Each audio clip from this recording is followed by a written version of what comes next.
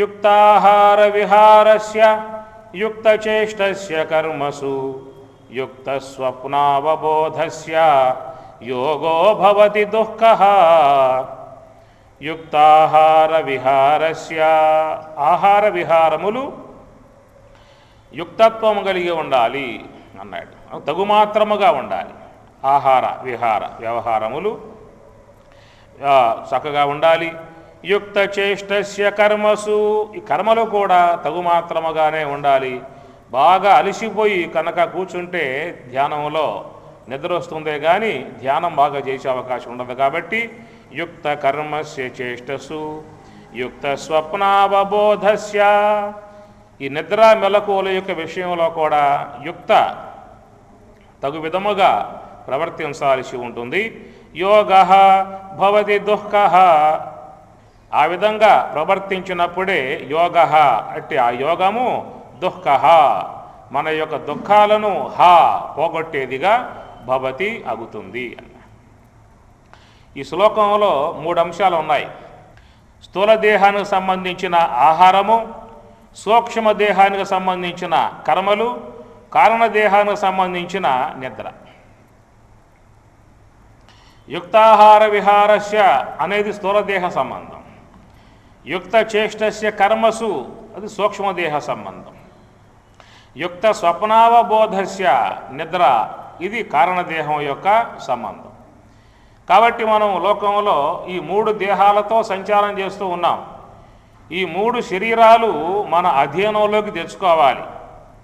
యోగ సాధన చేసేటువంటి వాళ్ళు ఈ 3 దేహాలను కూడా చక్కగా తన అధీనంలో తెచ్చుకోగలిగితే 4వదగు యోగ సాధనలో పయనించే అవకాశం ఏర్పడుతుంది. అనగా స్థూల దేహ స్థలము, సూక్ష్మదేహ స్థలము, కారణదేహ స్థలము, ఇది మహాకారణ స్థలం. ఎందువల్ల ఇక్కడ స్థూల దేహము అని చెప్పి అన్నాము అంటే ఆహార పానీయాదుల ద్వారా ఈ దేహం పెరుగుతుంది. కాబట్టి ఆహారం తీసుకునేటువంటి యొక్క స్థానం నోరు గనుక ఆపో స్థలం స్థూలదేహ స్థలము అన్నారు.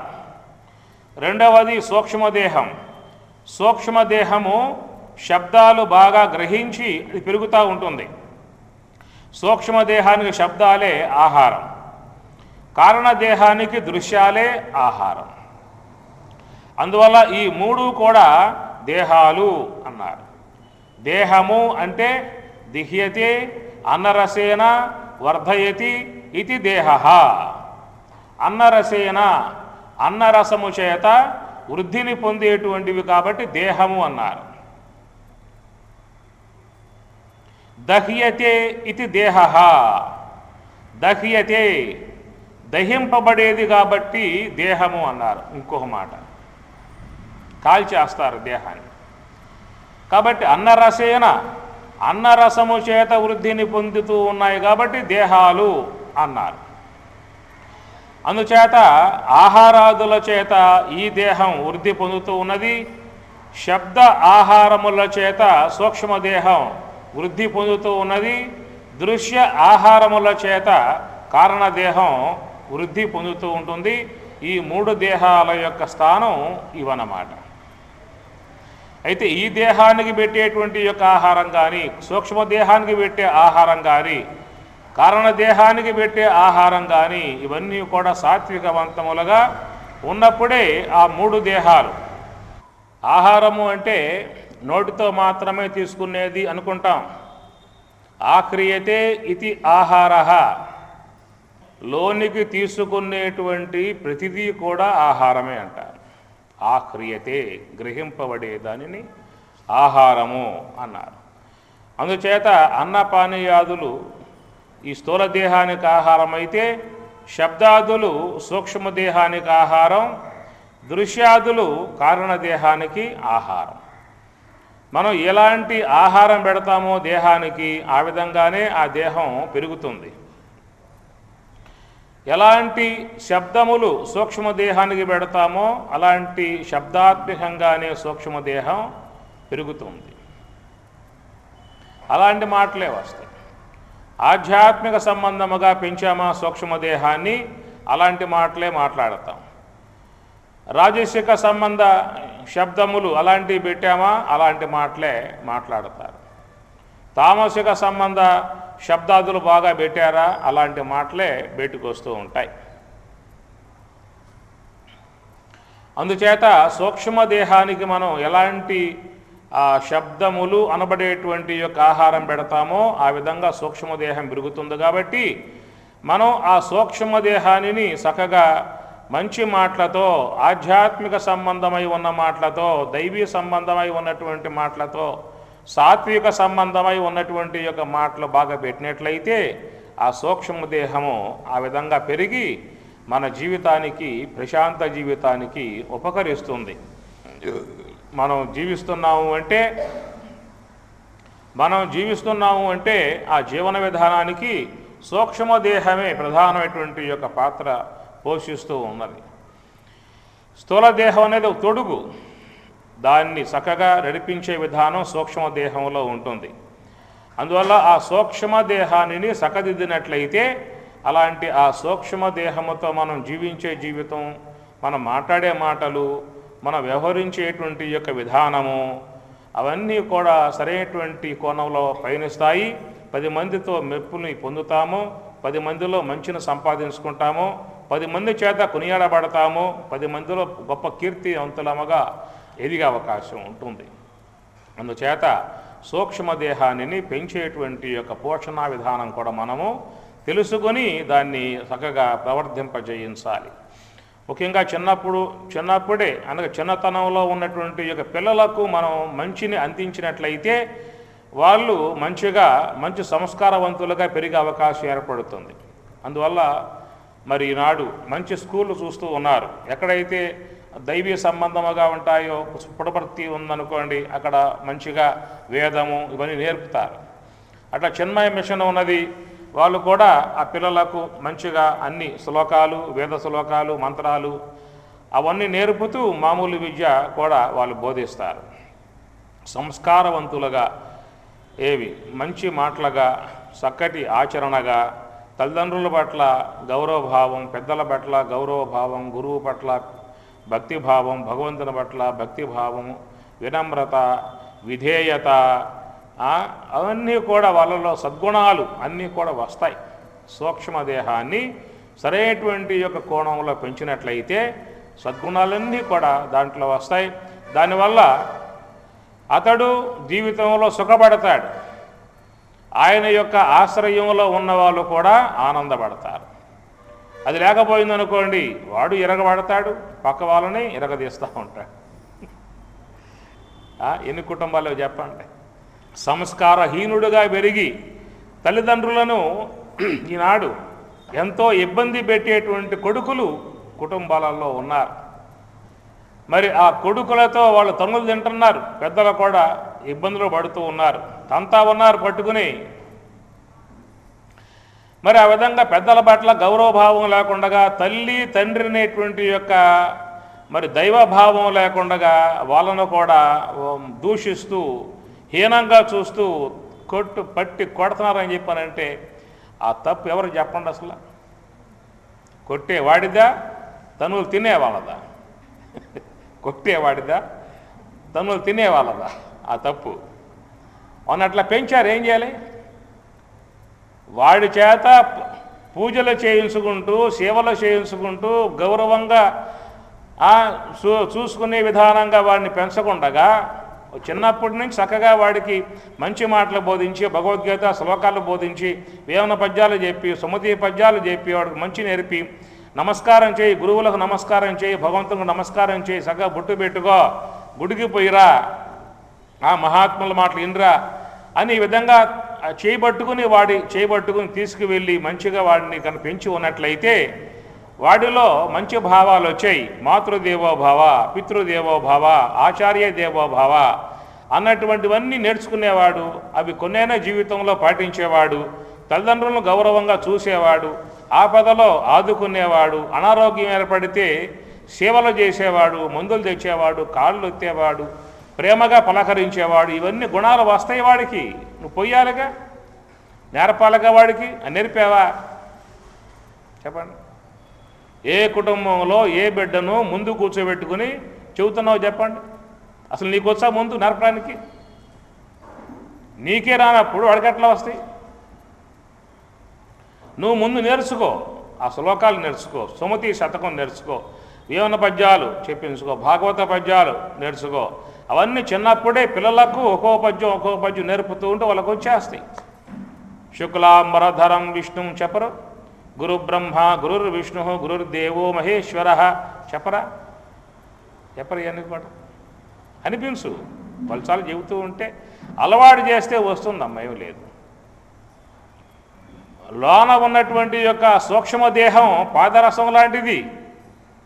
ఆ పాదరసం వంటి ఆ సూక్ష్మదేహాన్ని నువ్వు ఏ పాత్రలో పోస్తే ఆ పాత్ర ఆకారం వచ్చేస్తుంది. చెప్తారు కదా మీకు, ఓ చోట రెండు చిలకలు, రామచిలుకలు, చిన్న చిలకలాగా ఉంటే ఇద్దరు స్నేహితులు ఆ దారినే పోతూ ఉన్నప్పుడు చెరొక చిలక తీసుకుని వెళ్ళారు. ఒక అతను పెంచాడు చక్కగా, దానికి మరి భగవన్నామం రామ రామ ఇవన్నీ నేర్పాడు. అది ఆ విధంగానే సంస్కారవంతంగా పెరిగింది. మరొక వ్యక్తి తన వ్యాపారం కషాయి వ్యాపారం అక్కడ పెరిగింది. వాళ్ళ మాటలన్నీ అధ్యయనం చేసిందని చెప్పని అంటారు. ఒక కథ ఎంతవరకు అనేది తర్వాత సంగతి, కథ అన్నమాట. అట్లా ఏ యొక్క స్వభావంగా వాటిని పెంచుతామో అలాగా పెరుగుతాయి. పశువులకు కూడా ఆ గుణగణాలు వస్తాయి, శునకాలకు కూడా ఆ గుణగణాలు వస్తాయి.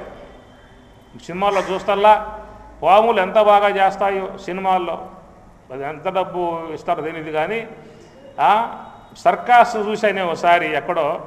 ఆ సర్కస్ అయిపోయిన తర్వాత లాస్ట్లో సన్నివేశం, ఒక ఏనుగ తన తొండంతో శివలింగాన్ని పట్టుకొస్తుంది, ఆడబెడుతుంది. మరొక ఏనుగ తొండంతో నీరు బాగా తీసుకుని ఆ శివలింగం మీద చల్లి దానికి అభిషేకం చేస్తుంది. మరొక ఏనుగ వచ్చి ఆ పూలతో ఆ యొక్క స్వామివారికి పూజ చేస్తుంది.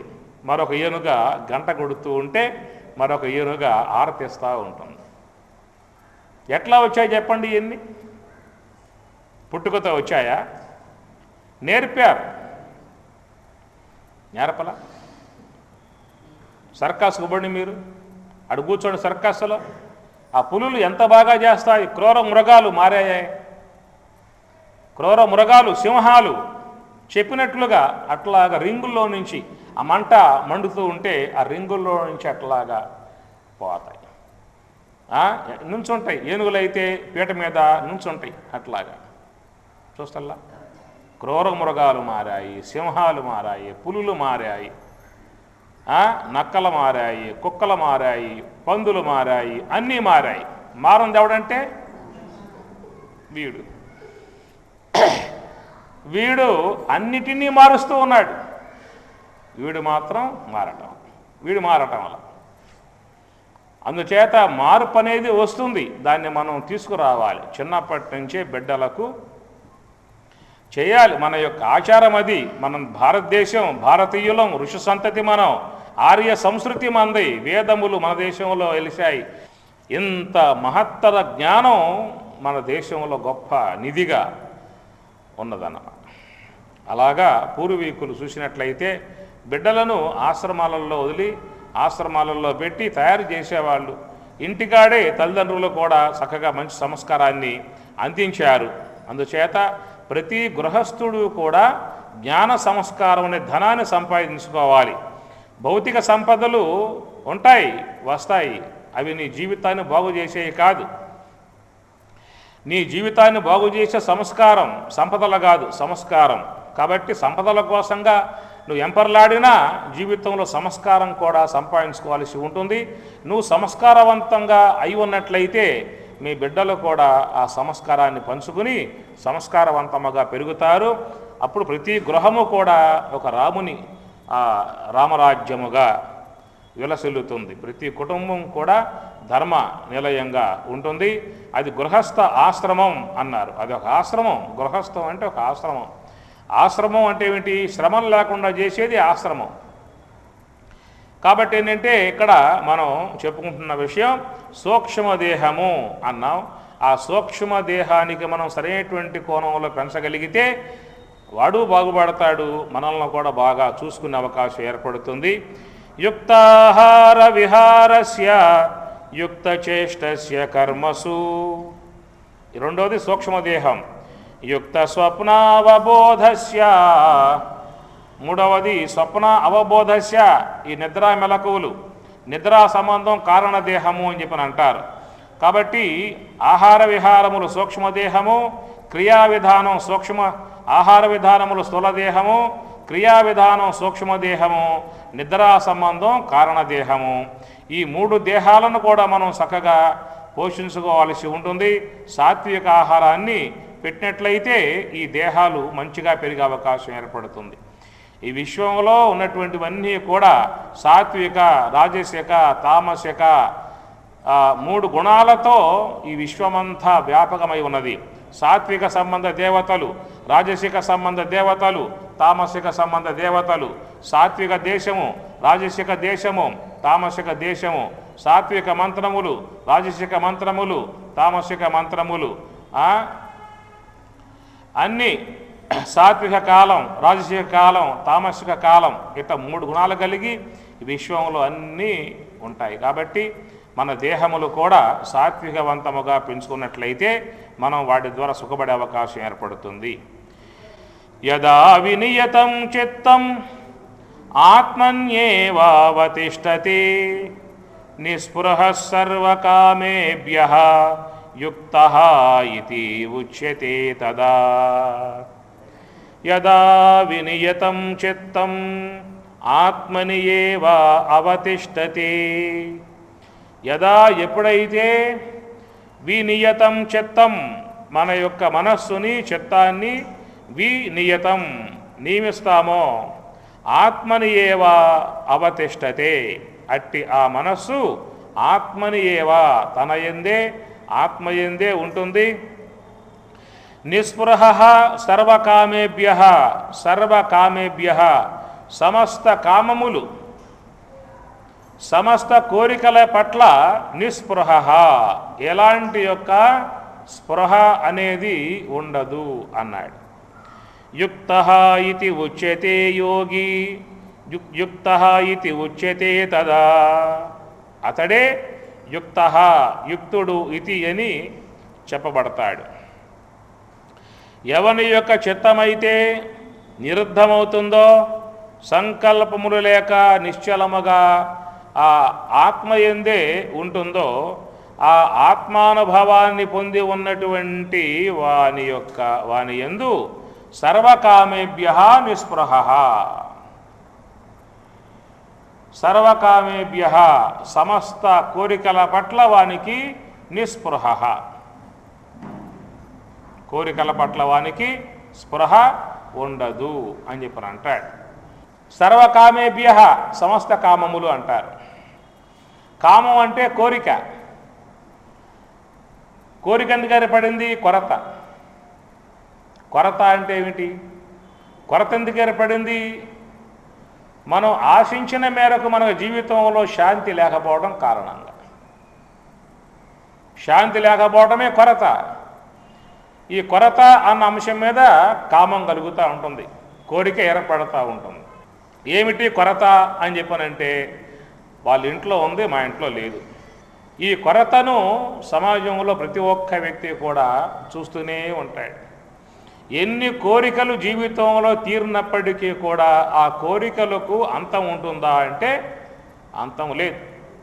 ఎన్ని కోరికలు వస్తూ ఉన్నాయి, ఎన్ని కోరికలు తీరుతూ ఉన్నాయి, తీరే కొద్దీ కోరికలు పుడుతూనే ఉంటాయి, కోరికలు పుడుతూనే ఉంటాయి.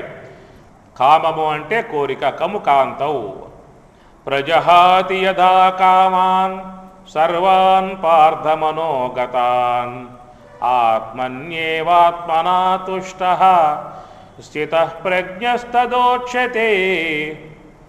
ప్రజహాతి యదా కామాన్ సర్వాన్ పార్థమనోగతాన్, మనోగతాన్ కామాన్ ప్రజహాతి. ఈ మనస్సులో ఉన్నటువంటి కామములను ఎవరైతే ప్రజహాతి వదిలిపెడతాడో అట్టివాడు మాత్రమే ఆత్మన్యేవ ఆత్మనా తుష్టః, ఆత్మని తన యందు, తన యొక్క ఆత్మయందు తానే ఆనందిస్తాడు, తనలో తానే ఉండి ఆనందిస్తాడు, ఆ బ్రహ్మమునందు ఆనందిస్తాడు అని చెప్పని అంటాడు. ఈ కామములు అనేటువంటి యొక్క విషయం పరమాత్మ మరొకసారి చెబుతూ ఆపూర్యమానం అచల ప్రతిష్టం సముద్రమాపహ ప్రవిశంతి సర్వే తద్వత్కామాయం ప్రవిశంతి సర్వే సహ శాంతిం ఆప్నోతి న కామకామి. ఆపూర్యమానమచల ప్రతిష్టం సముద్రం ఆపహ. ఆపహ జలములు, నదులన్నీ కూడా ప్రయాణం చేసి చేసి చేసి చివరికి సముద్రంలో చేరిపోతాయి. సముద్రంలో చేరిపోయిన తర్వాత ఆ సముద్ర భావంతోనే పరిపూర్ణ భావంతో ప్రకాశిస్తాయి. సముద్రంలో చేరనంత వరకు వీటికి ఆ ప్రవాహం అనేటువంటిది ఉంటుంది. ఆ ప్రవాహ వేగం పూర్తిగా సమసిపోయేది సముద్రంలోకి పోయిన తర్వాత ఆ సముద్ర ఆ సంపూర్ణ భావన పొందిన తర్వాత. ఒక యాత్రికుడు కాశీకి పోయాడు. గంగా నది మహావేగంగా పరుగులు తీస్తూ ఉన్నది, మహావేగంగా పోతా ఉన్నది.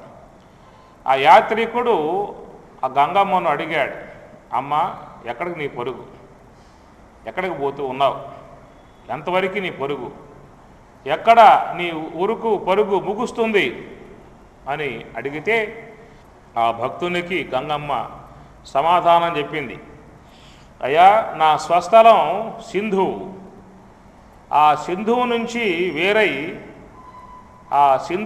వేరై చిన్న చిన్న బిందువులుగా వినివీధి నుంచి వర్షించాను.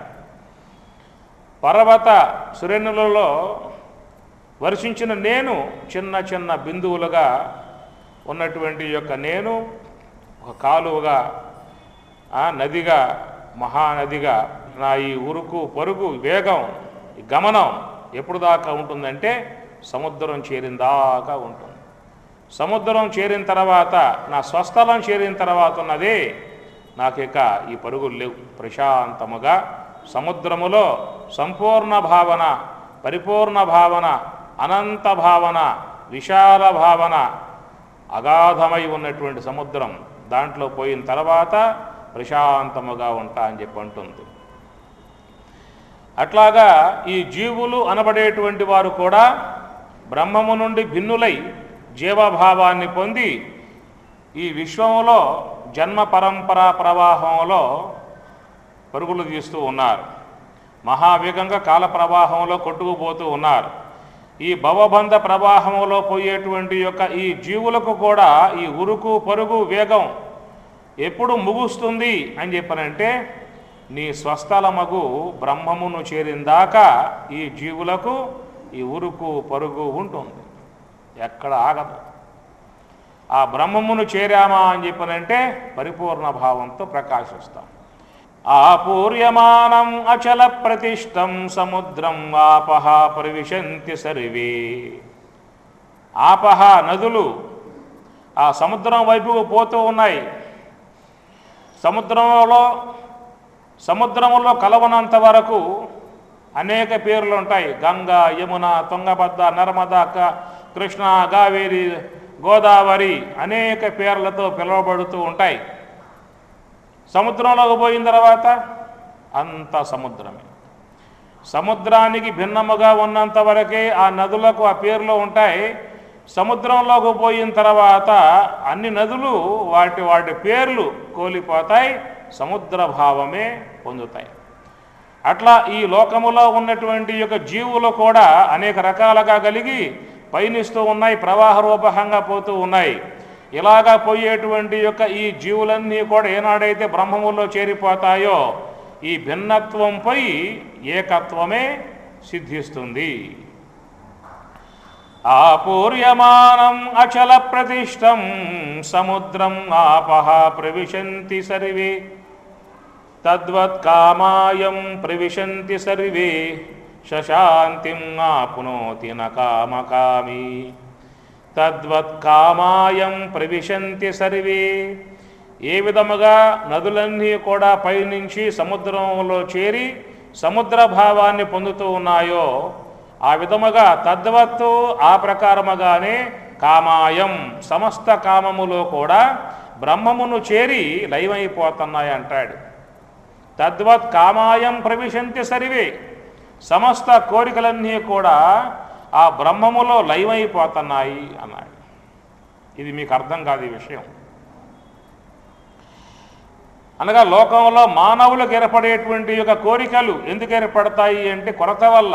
ఏమిటా కొరత అంటే జీవితానికి శాంతి లేదు, ఆనందం లేదు. ఆ ఆనందాన్ని పొందటానికి, శాంతిని పొందటానికి అనేక పదార్థాల మీదకు మనస్సు పోతూ ఉంటుంది. అనేక పదార్థాలను కోరుకుంటూ ఉంటాం. అది వస్తే శాంతి, ఇది వస్తే శాంతి, అది ఉంటే ఆనందం, ఇది ఉంటే ఆనందం అన్న భావాలతో పోతూ ఉన్నాం. కాబట్టి ప్రతి ఒక్క వాంఛ యొక్క లక్ష్యం ఏమిటంటే ఆనందాన్ని పొందటం. ప్రతి వాంఛలో ఉన్నటువంటి లక్ష్యం ఏమిటి? ఆనందాన్ని అపేక్షించి. ఎందుకు కోరుతున్నావు అంటే నాకు ఆ వస్తువు వల్ల ఆనందం ఏర్పడుతుంది అన్న భావన. నాకు ఆ వ్యక్తి వల్ల దుఃఖం కలుగుతుంది, నాకు ఆ వస్తువు వల్ల వేదన ఏర్పడుతుంది కాబట్టి కోరుకుంటూ ఉన్నాను అంటారా? దుఃఖం వస్తుంది కాబట్టి కోరుకుంటూ ఉన్నాను, వేదన వస్తుంది కాబట్టి కోరుకుంటూ ఉన్నాను, బాధ వస్తుంది కాబట్టి కోరుకుంటూ ఉన్నాను, అపేక్షిస్తూ ఉన్నాను అని చెప్పి అంటారా? కోరతారా? మనం కోరుకుంటున్నాము అంటే ఏమిటి అపేక్ష? ఏం అపేక్ష? నాకు అది రావటం వల్ల దుఃఖం వస్తుందండి కాబట్టి కోరుకుంటూ ఉన్నాను. నాకు ఆ వస్తువు వల్ల అశాంతి వస్తుందండి అందరూ కోరుకుంటూ ఉన్నాను అంటారా? ఏమంటారు? నాకు ఆ వస్తువు వల్ల సుఖం వస్తుంది, నాకు ఆ వస్తువు వల్ల శాంతి వస్తుంది, నాకు ఆ వస్తువు వల్ల ఆనందం వస్తుంది కాబట్టి కోరుకుంటూ ఉన్నాను. కాబట్టి నీకు వస్తువుల యొక్క అపేక్ష ఎందుకు ఏర్పడింది అంటే శాంతిని ఉద్దేశించి, ఆనందాన్ని ఉద్దేశించి, సుఖాన్ని ఉద్దేశించి. సుఖాన్ని ఇస్తుంది, ఆనందాన్ని ఇస్తుంది, తృప్తినిస్తుంది, శాంతినిస్తుంది. ఇవి వాటి యొక్క అపేక్షను అనుసరించి మన లోకములో ఉన్నటువంటి యొక్క వస్తువులను కామిస్తున్నాం అంటే కోరుకుంటూ ఉన్నాం అన్నమాట. వస్తువుల మీద ఉన్న కామం, కోరిక లక్ష్యం ఏమిటి? ఆనందం, శాంతి, సుఖం. బాధను అపేక్షించి ఎవరు కోరరు, దుఃఖాన్ని అపేక్షించి ఎవరు కోరరు, అశాంతిని అపేక్షించి ఎవరు కోరరు. ఒకవేళ మనం కోరుకున్నది అశాంతినిచ్చేదిగా ఉంటే నాకొద్దు బాబోయ్ అంటారు. ఒకవేళ నీకు ఆ యొక్క వస్తువు దుఃఖాన్ని ఇచ్చేదిగా ఉంటే దూరంగా వదిలిపెట్టేస్తారు, దేన్ని కోరుకోరు. అందుచేత ఏదైతే కొరత అనే భాగం మనం చూస్తామో ఆ కొరత నుంచి కోరిక అనేటువంటిది బలత్కారంగా ఏర్పడుతుందన్నమాట. అందుచేత ఈ కోరికలు అనేటువంటి పరంపరగా విశ్వంలో మానవులకు ఏర్పడుతూనే ఉంటాయి. అన్ని కోరికల యొక్క అపేక్ష ఏమిటంటే శాంతి, సుఖము, ఆనందము అనేటువంటి వాటిని లక్ష్యముగా చేసుకొని కోరికలు ఏర్పడుతూ ఉంటాయి. కాబట్టి తద్వత్ కామాయం ప్రవిశంతి సర్వే అన్నాడు. సమస్త కోరికలు ఆ బ్రహ్మములో లయమైపోతున్నాయి అంటాడు జ్ఞానికి. ఎందుకని చెప్పనంటే ఆ యొక్క జ్ఞాని ఆ బ్రహ్మానుభవాన్ని పొందాడు కాబట్టి, యోగ సమాధిని పొందాడు కాబట్టి, ఆ యోగ సమాధిలో బ్రహ్మానందములో సమస్త కోరికలు లయమైపోయాయి. ఎందుకంటే అన్ని కోరికల యొక్క ఉద్దేశం ఆనందమేగా.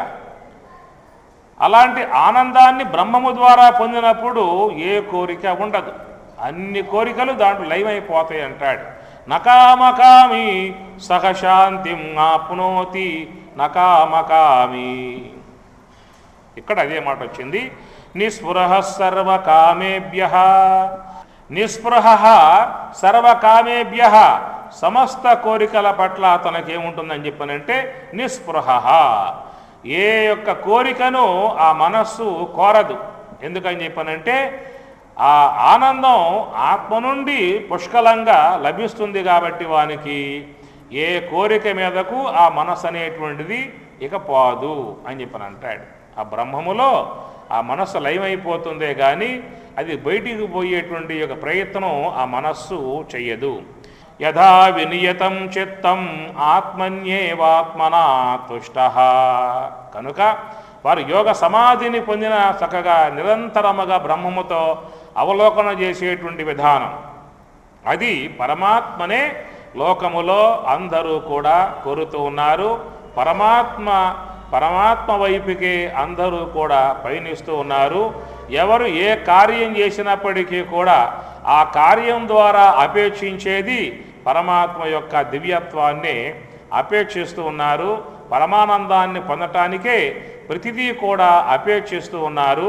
అందువల్ల మహాత్ములేమో విశ్వ పదార్థముల యొక్క ఆశ్రయం లేకుండానే మనసును నియమించి ఆత్మ యొక్క ఆనందాన్ని పొందుతూ ఉన్నారు. మనం భౌతిక వస్తువుల్ని సంపాదించుకుని అవి ప్రాప్తించినప్పుడు దాని ద్వారా వచ్చే క్షణిక ఆనందాన్ని మనం పొందుతూ ఉన్నాం. వస్తువులు సంప్రాప్తింపబడ్డప్పుడు కలిగేటువంటి యొక్క ఆనందం క్షణిక ఆనందం అన్నారు. స్వల్పకాలమే ఉంటుంది ఆనందం. దాన్ని ఏమన్నారు? ప్రియ, మోద, ప్రమోదము అన్నారు. ప్రియ అని చెప్పనంటే నీకు అత్యంత ప్రేమాస్పదమై ఉన్నటువంటి యొక్క వస్తువు, అది నీకు అప్రాప్తమై ఉన్నది. అత్యంత ప్రేమాస్పదమై ఉన్నది.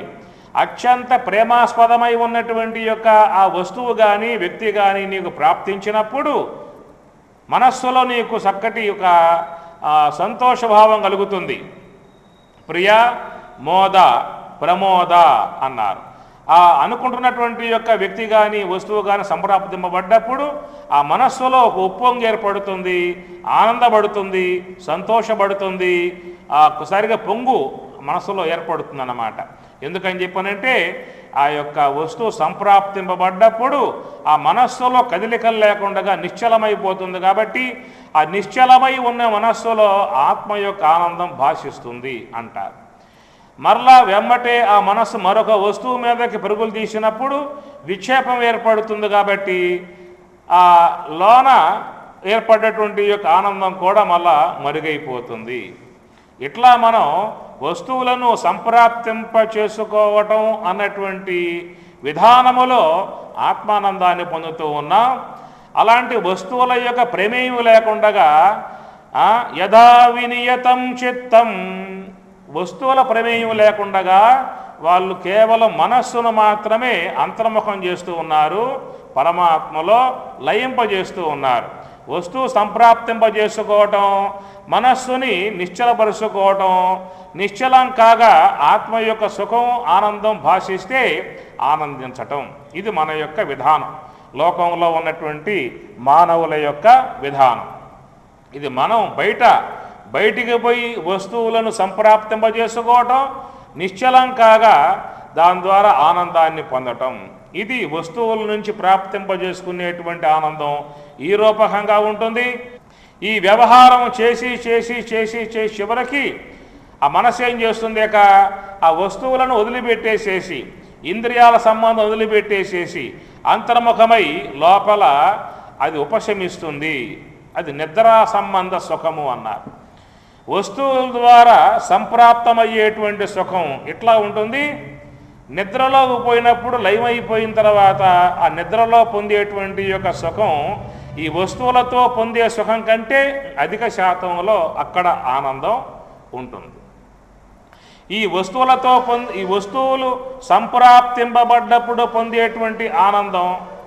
రెండవది మనస్సు ఉపశమించి లయమైపోయి పొందేటువంటి ఆనందం ఏదైతే ఉన్నదో అంతకంటే మించిన ఆనందం మహాత్ములు, బ్రహ్మవేత్తలు యోగము ద్వారా, ధ్యానము ద్వారా, యోగ సమాధి ద్వారా పొందే ఆనందం సమగ్రంగా, సంపూర్ణముగా శాంతి సమృద్ధమమృతం ఇతి ప్రాచీన యోగ్యోపాస్వ. తైత్రీయంలో అంటాడు శాంతి సమృద్ధం అంటాడు. అట్లాగా మహాత్ములు యోగ సమాధి ద్వారా పొందేటువంటిది ఆత్మన్యేవావతిష్టతి నిస్పృహ సర్వకామేభ్యః యుక్తః యుచ్యతే తదా. యదా దీపో నివాతస్థః నేంగతే సోపమా స్మృతా యోగినో యత చిత్తస్య యుంజతో యోగమాత్మనః. యదా దీపో నివాతస్థః, మనస్సులో ఏర్పడేటువంటి యొక్క సంకల్పాలు, ఈ సంకల్పములే గాలి. ఆ సంకల్పాలు వీస్తూ ఉన్నంత వరకు మనస్సు అనేటువంటి యొక్క దీపం నిశ్చలముగా ఉండదు. అందువల్ల సంకల్పములు లేకుండా ఉన్నటువంటి వారి మనస్సు మాత్రమే ఆ దీపం నిశ్చలముగా ఉన్నట్లుగా ఆ మనస్సు అనేటువంటిది నిశ్చలమవుతుంది. అయితే మనస్సులో ఈ సంకల్పాలు అనేటువంటివి ఎందుకు ఏర్పడతాయి? ఆ మనస్సులో ఉన్నటువంటి సంస్కారాలు, మనస్సులో ఉన్న సంస్కారములు బలీయంగా ఉన్నప్పుడు వాటి ప్రభావంతో సంకల్పాలు అనేటువంటివి ఏర్పడుతూ ఉంటాయి. మరొక విధానం ఏంటంటే, ఈ మనస్సులో ఈ సంకల్పములు అనబడేటువంటివి మనలో బాగా అభ్యాసం అయి ఉన్నాయి. నిరంతరముగా మన మనస్సు ఆలోచనలు చేసేటువంటి విధానంగా దానికి ఆ ప్రక్రియ అభ్యాసమై ఉన్నది. మనస్సు నిశ్చలముగా ఉండటము అనేటువంటిది మనకు అభ్యాసం లేదుగా. సంకల్పములు చేసేటువంటి విధానంగా అభ్యాసం చేసి ఉన్నాం కాబట్టి అదే మార్గంగా అది పయనిస్తూ ఉన్నది. సంకల్పములు లేకుండా ఉంచటము అనేటువంటిది మనకి జీవితంలో అవసరం పడలా. సంకల్పములు లేకుండా ఉండు అని ఎవరూ చెప్పల. బాగా సంకల్పించు, బాగా విచారించు, బాగా మంచిగా విచారించు అని ఈ విధాలుగా మన ఆలోచనలకు బాగా పొదును బట్టి ఆలోచన విధానాన్ని బాగా చేసేటువంటి యొక్క అభ్యాసంగా వ్యవహారంలో వచ్చింది. ఒక గురువుని ఆశ్రయించినప్పుడు, ఆ గురువు ద్వారా బ్రహ్మ విద్యను అధ్యయనం చేసినప్పుడు, గురువు ద్వారా ఉపదేశాన్ని బ్రహ్మోపదేశాన్ని పొందినప్పుడు ఆ గురువు చెప్పాడు, నీ మనస్సులో ఆలోచన ప్రవాహం ఉంటుందరా, నీవు ఆ మనస్సుని ఆలోచనలో పోనివ్వకుండా నిగ్రహించాలి అని గురువు చెప్పిన తర్వాతే నీకు ఆ మనస్సులో కలిగేటువంటి యొక్క ఆలోచన ప్రవాహాన్ని అడ్డుకోవటం అన్నటువంటి ప్రయత్నం ఆ పూట ఆరంభమయ్యింది. అంతకుముందు ఏం చేశాం? ప్రవాహమే కదా, మనస్సులో ఒక ప్రవాహంగా సాగిపోయే విధానం అలవాటైపోయి ఉన్నది కాబట్టి, అభ్యాసమై ఉన్నది కాబట్టి, ఈ రోజున మనం ధ్యానం చేసే విధానంగా కూర్చుంటే అది మనకు వశం కానటువంటి పరిస్థితి అయిపోయింది. ఎందుకంటే ఎప్పటి నుంచో ఈ మనసు అనేటువంటి ఒక ప్రవాహం దాంట్లో సాగుతూ ఉన్నది. ఆ ప్రవాహం మహావేగంగా సాగటం అభ్యాసమైపోయింది కాబట్టి దాన్ని నీవు ఈనాడు ఆపాలి అని చెప్పనంటే దాని యొక్క శక్తి ముందు నీ శక్తి చావటం. ధ్యానం పట్ల అపేక్ష ఉంటే, ధ్యానం చేసేటువంటి వాళ్ళుగా ఉంటే వాళ్ళకి ఈ విషయాలు బాగా మనసుకి అవసరం పడతాయి. ఇది కేవలం 6వ అధ్యాయం ఆత్మ సంయమయోగం, ఆత్మ యొక్క ప్రాప్తి యొక్క సంబంధ విషయంగా పరమాత్మ ఒక సబ్జెక్టు తీసుకున్నాడు. ఆ కోణములో ఆ యొక్క విధానంలో తన సబ్జెక్ట్ని పరమాత్మ కొనసాగిస్తూ ఉన్నాడు. యదా దీపో నివాతస్థో నేంగతే సోపమా స్మృత యోగినో యత చిత్తస్య యుంజతో యోగమాత్మనః యత్రో పరమతే చిత్తం నిరుద్ధం యోగసేవయా యత్ర చైవాత్మనాత్మానం పశ్యన్నాత్మని తుష్యతి. యత్రో పరమతే చిత్తం, యత్ర ఉపరమతే చిత్తం, యత్ర ఎక్కడైతే చిత్తం ఉపరమతే మనస్సు ఉపరమతే శాంతిస్తుందో, నిరుద్ధం యోగసేవయా దానిని యోగసేవ అన్నాడు. అది ఒక యోగం, దాని యోగసేవ, దైవసేవ, దాని యోగసేవ అని పరమాత్ముడు పేరు పెట్టాడు. నిరుద్ధం యోగసేవయా యత్ర చైవాత్మనాత్మానం యత్ర చ ఏవ ఆత్మనా ఆత్మానం పశ్యన్ ఆత్మని తుష్యతి. యత్ర ఎక్కడైతే ఆత్మన తన చేతే ఆత్మానం తనను తన చేత తనను పశ్యన్ దర్శిస్తూ ఉన్నాడో, తన చేత తనను పశ్యన్ గుర్తిస్తూ ఉన్నాడో, తెలుసుకుంటూ ఉన్నాడో, ఆత్మని తుష్యతి. అలాగా తనను తాను తెలుసుకునేటువంటి వాడు తన యందే తుష్యతి, తన యందే ఆనందాన్ని పొందుతూ ఉన్నాడు. ఆత్మ దేనికి విషయం కాదు, అన్నింటికీ ఆత్మయే ద్రష్ట. దేనికి తెలియబడేటువంటి యొక్క వస్తువు కాదు. అందువల్ల ఇక్కడ ఆత్మని ఆత్మయేవా అంటున్నాడు. ఏవి ఆత్మనా ఆత్మానం పశ్యన్ అంటాడు.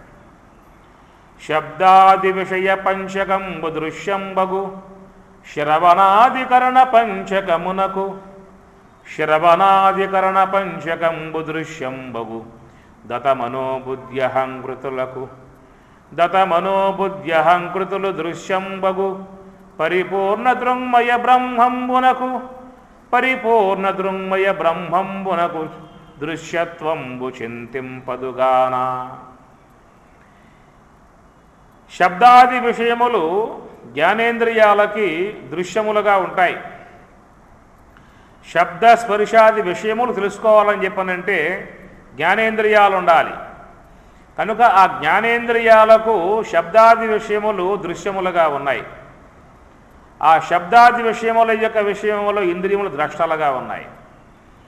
కానీ ఆ ఇంద్రియములు దృశ్యములు, మనసు అనేటువంటి యొక్క వస్తువుకి ఇంద్రియాలు దృశ్యములుగా ఉంటాయి. అనగా విషయముల యొక్క విషయములో ఇంద్రియాలు ద్రష్టలుగా ఉన్నా ఆ ఇంద్రియాలు మనస్సు అనబడేటువంటి యొక్క వస్తువు యొక్క విషయంలో దృశ్యములుగా ఉన్నాయి. అందుచేత ఈ మనస్సు ద్రష్ట, ఇంద్రియాలు దృశ్యాలు. ఇంద్రియాల యొక్క విషయంలో మనస్సు ద్రష్టగా ఉన్నా ఆ మనస్సు బుద్ధి యొక్క విషయంలో దృశ్యముగా ఉన్నది. అనగా ఆ బుద్ధికి మనస్సు తెలియబడుతూ ఉంటుంది. అందువల్ల ఆ బుద్ధి మనస్సు యొక్క విషయంలో ద్రష్టగా ఉంటుంది. అయితే ఆ బుద్ధి మనస్సు యొక్క విషయంలో ద్రష్టగా ఉన్నను ఆ బుద్ధి ఆత్మ యొక్క విషయంలో దృశ్యముగా ఉంటుంది. మరి ఆ ఆత్మ దేనికి దృశ్యము అని చెప్పనంటే దృశ్యత్వంబు చింతింపదుగాన. దృంమయ బ్రహ్మంబునకు దృశ్యత్వంబు చింతింపదుగాన. ఈ విధంగా సమస్త విషయములు, ఇంద్రియాలు, మనస్సు, బుద్ధి అన్నీ కూడా, ఇవన్నీ కూడా బ్రహ్మమునకు దృశ్యములే. అయితే ఆ బ్రహ్మం దేనికి దృశ్యం కాదు.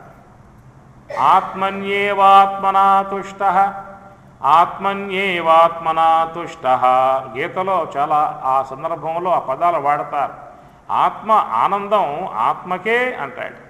తన యందే తాను ఆనందిస్తూ ఉంటాడు, తనలో తానే ఆనందిస్తూ ఉంటాడు. ఆ బ్రహ్మమే తానై ఆనందంగా ఉంటాడు. ఇట్లా మాటలు వాడారు. అంతకుమించి పదాలు వాడటానికి అక్కడ పదాలు లేవు.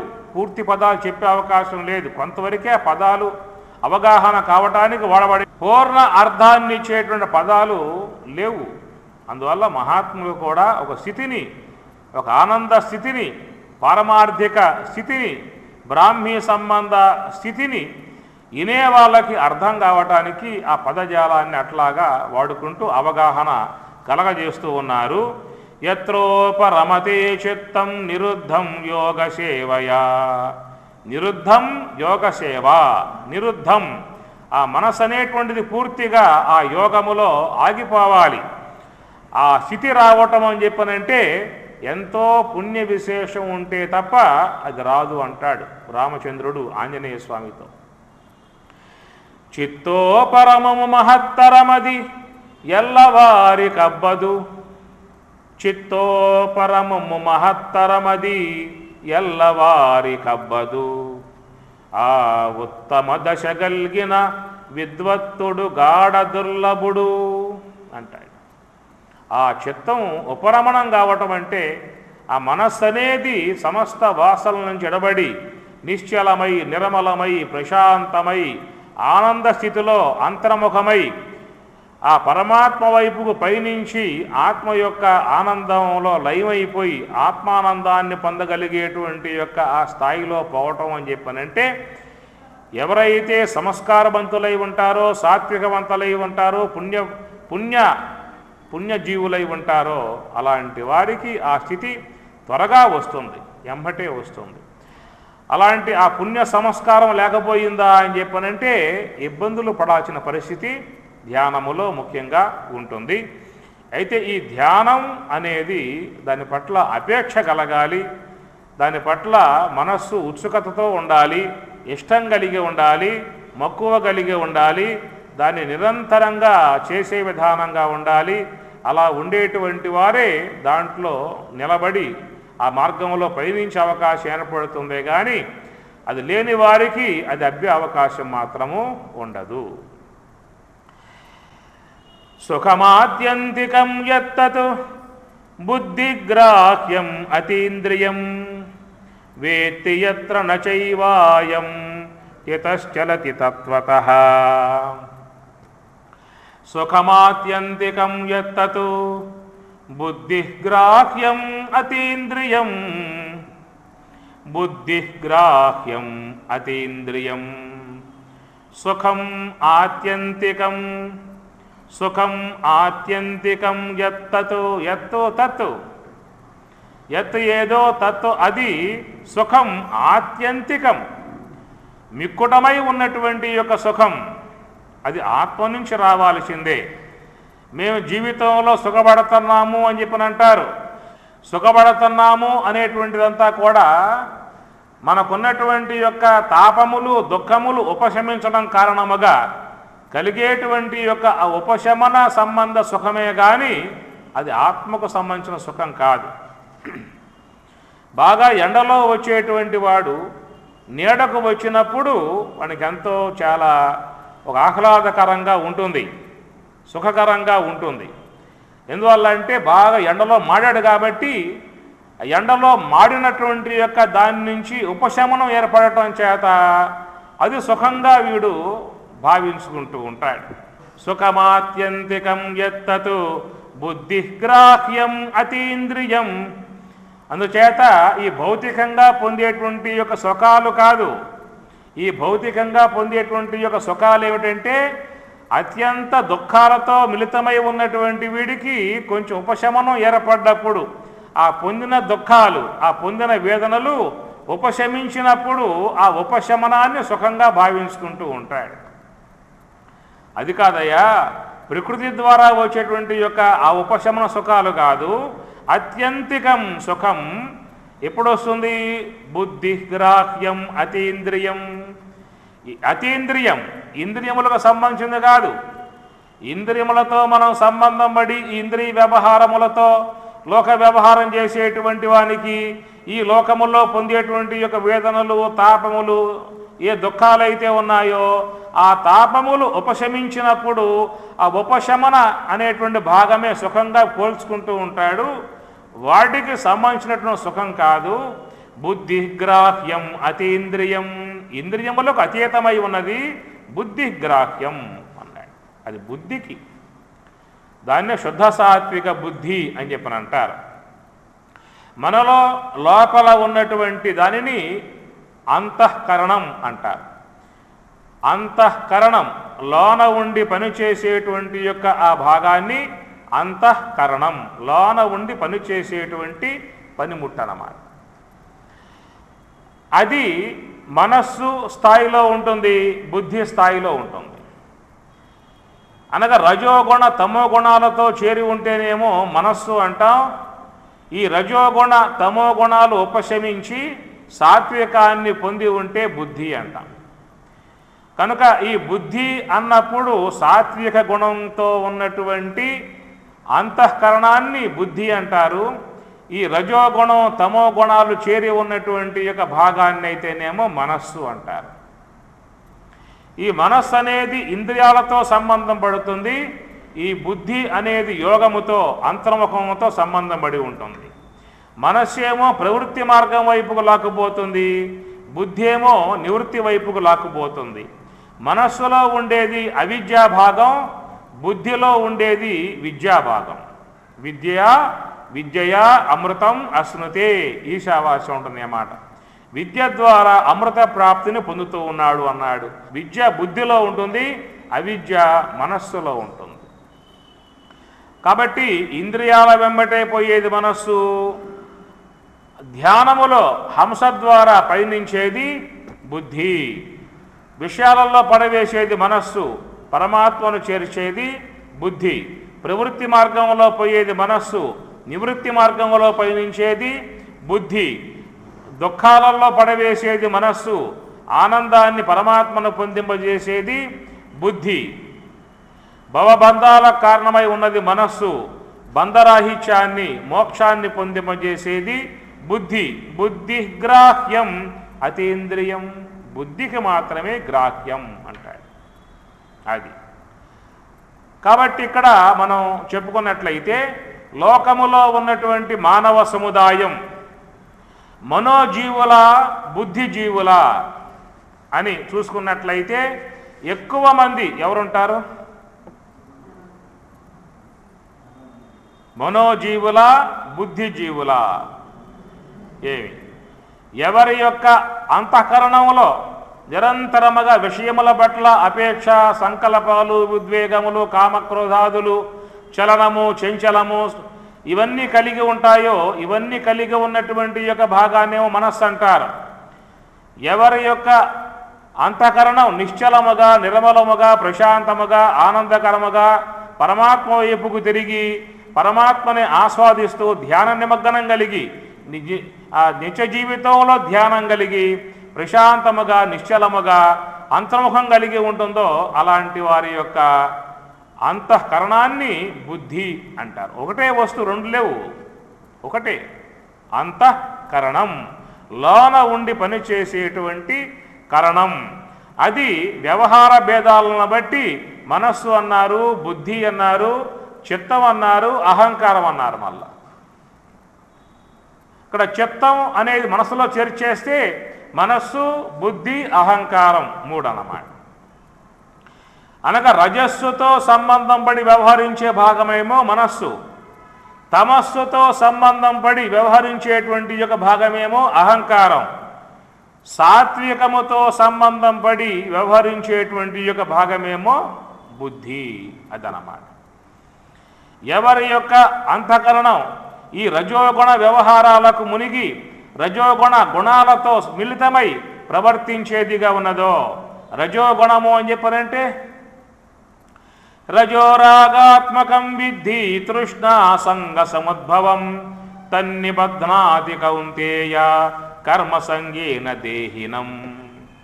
ఎవరి యొక్క అంతఃకరణంలో ఈ రజోగుణం అనేటువంటిది నిలిచి వ్యవహారం చేస్తుందో, ఈ రజోగుణం వ్యవహారాత్మకంగా ఉంటుందో, ఆ రజోగుణ వ్యవహారాన్ని బట్టి ఉండేటువంటి గుణాలు ఏమిటంటే రజోరాగాత్మకం విద్ధి తృష్ణా సంగ సముద్భవం.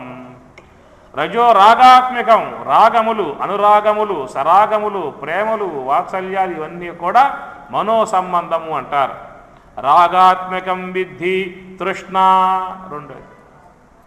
ఒకటేమో రాగాలు, ప్రతి వస్తువు మీద రాగం, మమకారం, రాగాలు. రాగం అంటే నాది నాది నాది నాది అని నాయి, అవి నాయి, ఇవి నావి, అవి కూడా నాయే, అవి కూడా నాకే వస్తాయి, అవి కూడా సంపాదించుకుంటా, వాడు పోతే అవన్నీ నాకు వచ్చేస్తాయి, నా పేరు మీదకి వచ్చేస్తాయి మొత్తం. ఎప్పుడు పోతాడో. ఈ విధంగా ఈ ప్రపంచ వస్తువుల మీద ఈ రాగభావాన్ని పెట్టుకుంటుంది.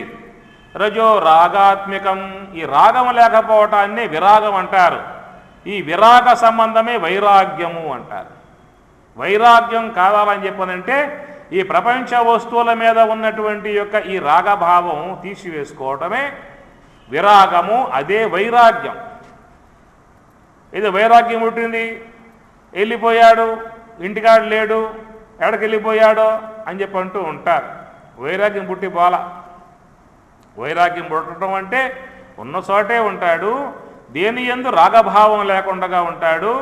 అన్ని పదార్థాలని విశ్వ పదార్థాలు, అవన్నీ కూడా జగత్ పదార్థాలు అనే భావన కలిగి తనలో తాను చక్కగా నిశ్చలముగా ప్రశాంతముగా నిర్మలముగా ఉంటాడు. ఆ ఉండటానినే విరాగి అని చెప్పి అర్థమే కానీ ఎడకో పోవటం కాదు. ఎడకపోయినా ఆడగే పోయాడు, ఏదో స్థలం చూశాడు, 4 పక్కల కర్రలు పాతాడు, గడకర్ర పాతాడు, చిన్న కుటీరం వేశాడు, ఆడ ఇల్లు వస్తుంది, ఆడ జనాభా వస్తారు, ఆడ శిశువులు వస్తారు, ఆడ భక్తురాణులు వస్తారు, ఆడ పెద్ద కుటుంబం అవుతుంది కాదా? వచ్చేసి ఇది వద్దనుకున్నాడు, అది పెట్టుకున్నాడు. అక్కడి నుంచి అక్కడ గొడవలే. ఆ తర్వాత నీరు ప్రవాహంగా ఉన్నప్పుడే శుద్ధంగా ఉంటుంది. ఎప్పుడైతే ఆ నీరు ఆగిందో దాంట్లో సూక్ష్మ క్రిమి పుడుతుంది, జలచరములు పుడతాయి, పురుగులు పుడతాయి, వచ్చేస్తాయి మొత్తం. ఎప్పుడైతే నువ్వు అక్కడ కాస్త ఆగావు అని చెప్పనంటే ఈ స్థలం నాది, ఈ ప్లాట్లు నావి, ఈ భూములు నావి, ఈ చెట్లు నాయి, ఈ పుట్టలు నాయి, మొత్తం అక్కడి నుంచి కొట్లాట్లు, బ్యాంకులు. ఇప్పుడు మన స్వాములందరికీ ఇప్పుడు కోట్లు తిరగడం సరిపోతూ ఉంది వాళ్ళకు కూడా. ఒకప్పుడు తాతల కాలంలో ఆ స్వామివారికి దానం చేస్తారు. అప్పట్లో ఆ స్థలం ఊరికి ఎలపలు ఎక్కడో ఉంటుందన్నమాట. అప్పట్లో ఎకరా అంతా ఒక 500 100 రూపాయలు. అప్పట్లో ఎకరా 100 రూపాయలు ఆ ముత్తాతల కాలం నాడు. అదేమైంది, నగరం, అది ఆ గ్రామం నగరం అయ్యి సిటీ అయ్యి పెరిగి పెరిగి పెరిగి పెరిగి చివరికి ఆశ్రమం నడి ఒడ్డుకు వస్తుంది. ఆ తర్వాత ఆ వంశంలో వాడు బాగా ఈ యోగుడు వస్తాడు. మా ముత్తాత ఆ కాలంలో వాళ్ళు ఈ స్థలాన్ని పంచుకోలేదు, మా వాటా దీంట్లో ఉన్నది, మాకుడి ఈ భాగంలో ఉన్నది, ఇక్కడ కోర్టుకు పోవడం. ఇప్పుడు చాలా ఆశ్రమాలు ఇదే గొడవ. ఇచ్చిన వాళ్ళు ఇచ్చారు, ఇచ్చిన ఆయన పోయాడు, తీసుకున్నవాడు పోయాడు. ఈ పరంపరగా వస్తున్నగా ఆశ్రమం గురువులకి ఇప్పుడు ఈడికి వాళ్ళకి పెద్ద విధానం అన్నమాట. అట్లా అయిపోయింది పరిస్థితి. సరే, ఏదో ఒకటి మనకు ఆధ్యాత్మికంలో చూసినట్లయితే విరాగం అనేది సాత్విక లక్షణం, సరాగం అనేది రజోగుణ లక్షణం. రజో రాగాత్మికం విద్ధి, రజస్సు వల్ల పుడుతుందయ్య రాగము అన్నాడు.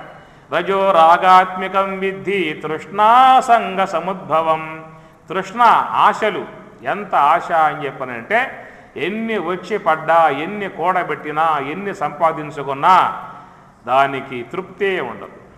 ఆశ అనేటువంటి సముద్రం లాంటిది.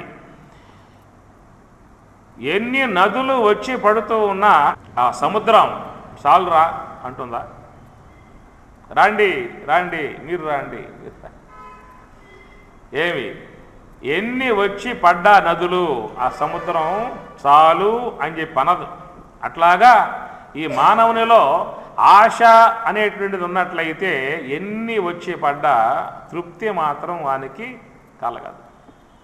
ఇవన్నీ కూడా ఏంటంటే ఈ మనస్సు అనేటువంటి అనగా అంతఃకరణంలో ఉన్నటువంటి యొక్క మనస్సు, అంతఃకరణాన్ని తన స్వాధీనంలోకి తెచ్చుకున్నటువంటి రజోగుణం, దాని యొక్క సంబంధ క్రియలు ఎట్లా ఉంటాయి అన్నాడు. రజో రాగాత్మికం విద్ధి తృష్ణా సంగ సముద్భవం తన్ని బధ్నాతి కౌంతేయ కర్మసంగేన దేహినం. కర్మలలో పడవేస్తుంది, ఆశలలో పడవేస్తుంది, మమకార మోహాలలో పడవేస్తుంది.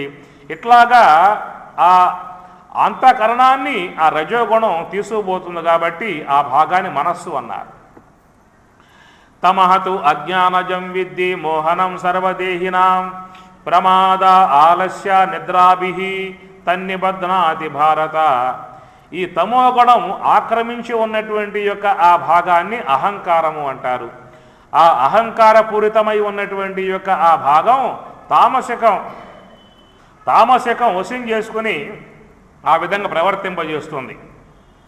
కాబట్టి మనలో ఉన్నటువంటి ఒకటే వస్తువు అది రజస్సు యొక్క ప్రభావంతో ఇట్లా ప్రవర్తిస్తుంది, తమోగుణ ప్రభావంతో అట్లా ప్రవర్తిస్తుంది. ఈ రజస్సు తమస్సు వీడి కేవలం సాత్వికం కలిగి ఉన్నట్లయితే ఆ సాత్వికముతో ఉన్నటువంటి యొక్క ఆ భాగాన్నే బుద్ధి అంటారు. ఆ బుద్ధి నిశ్చలముగా, నిర్మలముగా, ప్రశాంతముగా అంతర్ముఖమై తనలో ఉన్నటువంటి యొక్క ఆత్మ ఆనందంతో ఉండేటువంటి యొక్క భాగం. మనం ఎప్పటికైనా మన లోపల ఉన్నటువంటి అంతఃకరణాన్ని ఈ రజస్సు నుంచి తమస్సు నుంచి తప్పించి సాత్విక భాగంలోకి తీసుకుపోయినప్పుడే మనం సుఖమయ జీవితాన్ని, శాంతియుత జీవితాన్ని, ఆనందకర జీవితాన్ని తృప్తిగా జీవించే అవకాశం ఏర్పడుతుంది. అలాంటి ఆ జీవితం ద్వారా అంతర్ముఖులమై పరమార్థ జ్ఞానాన్ని పొంది తరించే అవకాశం ఏర్పడుతుంది. బుద్ధిగ్రాహ్యం అతీంద్రియం.